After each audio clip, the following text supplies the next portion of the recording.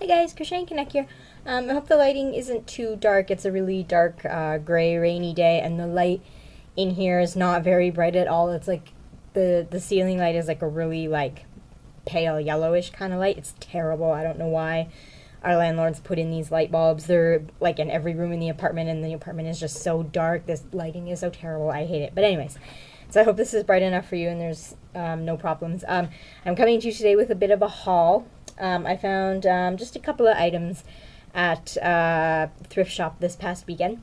So the first thing I have is this Friendship Bracelets book. Now this book has a bit of a story.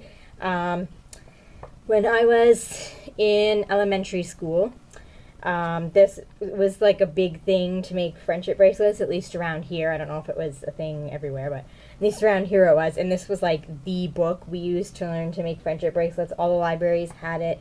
This was like the book to make all the cool bracelets from. I only learned to make the basic first bracelet up here, and I never actually had a copy of my own of this book, and I always wanted one, but I just never got one. And I happened to find this at my local Salvation Army store, and so I decided to pick it up. Because I do have a bunch of embroidery thread, and I kind of want to get back into this, sort of, kind of. And so the softcover books at the Salvation Army store were only 99 cents, so I'm like, why not? So I picked this up, and when I got home and looked at the receipt, I noticed that I didn't actually get charged for this book. It should have been 99 cents, and we had a little bit of a interaction with the cashier because my husband also bought a stack of cooking magazines, and magazines at the Salvation Army are 5 for $4. And so she was just counting through the magazines. Then my husband's like, oh, there's 10 of them. And she's like, okay. So she just grabbed the whole stack with this in it and just charged him for 2 groups of 5 magazines. So I guess she must have assumed this was a magazine and that it was included in the 10, which it was not on both counts. So if she had charged us for it, it would have been in the 5 for $4, which would have been 80 cents. But as I said, I checked the receipt later, and I didn't get charged for it, so this book was free. And as it turns out, I'm actually really glad that this book was free. I'm glad I did not pay any money for it, because I opened it up the other day to read the introduction and stuff, and the title page is missing. That's the contents. The introduction pages are missing, and then it starts like halfway through the beginning instructions. There's step 2, so, and it starts at page 6, so there's like a couple pages missing, and then pages 8 and 9 are missing, and then it goes right to 10 and 11, and then pages 12 and 13 are missing. I don't know how, it must have been some publishing error, I don't know. And then also, page 16 is missing, so this is useless, so I'm glad I didn't pay any money for it. The interesting thing about this book, though, is it's actually 2 books in one. Half of it is the English book, and then the other half is the book in French. And I do kind of understand French, like I guess I could get the information I need from it. I'd understand enough to do that with a little bit of help from like an online translator too, because the school curriculums here in Ontario require French to be taught all through school up until 9th grade, I think. I think the curriculum has changed a bit since I left school, but when I was in school it was up to 9th grade. But they do offer it all the way up to 12th grade if you want to. It's only mandatory up to 9th or 10th grade right now. But I took it all the way to 12th grade. But it has been about 12 years since I've taken a French class, so my French skills are not what they once were. And I would really like to have those pages in English. So I think what I'm going to do, because I checked my public library's catalog, and they do have a couple copies of this book in English. So what I think I'm going to do is go to the library and get a copy and make photocopies of the pages that I'm missing, just so I have them. But yeah, that was really disappointing. But as I said, I'm glad I did not pay any money for that, because that's, wow.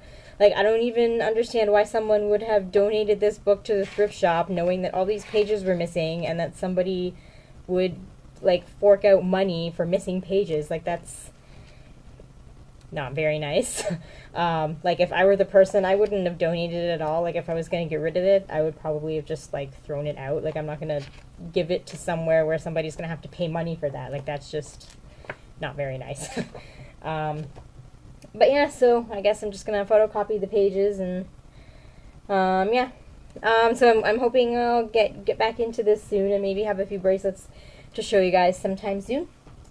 So that was the first item I found at the Salvation Army. And then I found 3 skeins of yarn.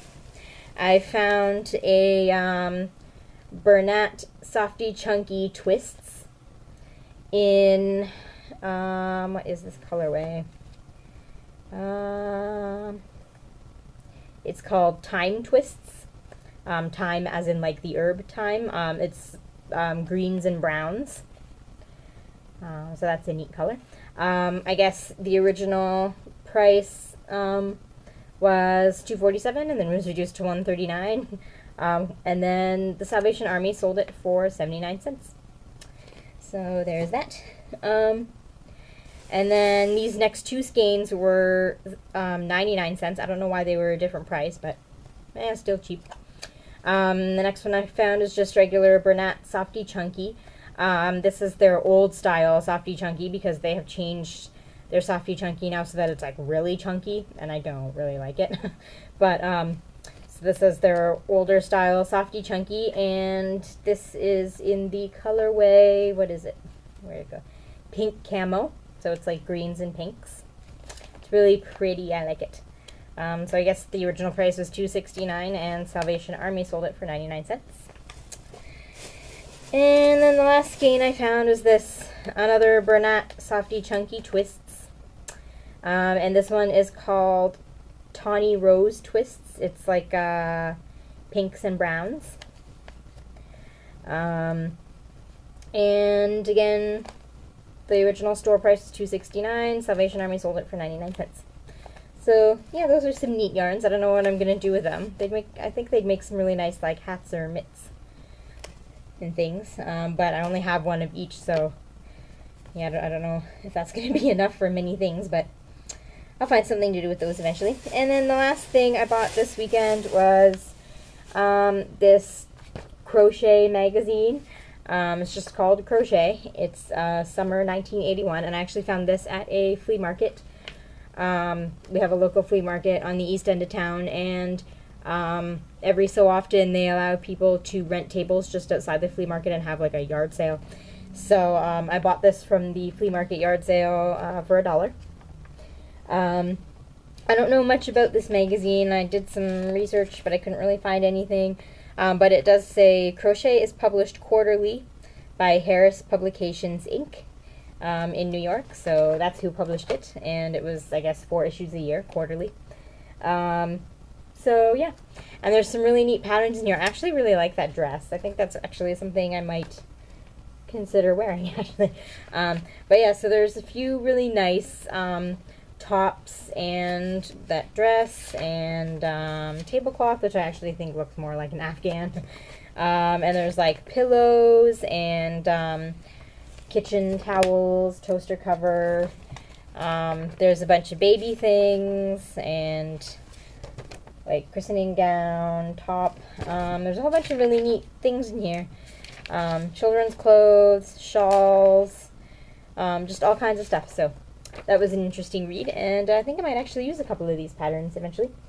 So yeah, so that's all I bought this weekend. Trying not to spend too much money, so, and that's all I found anyways.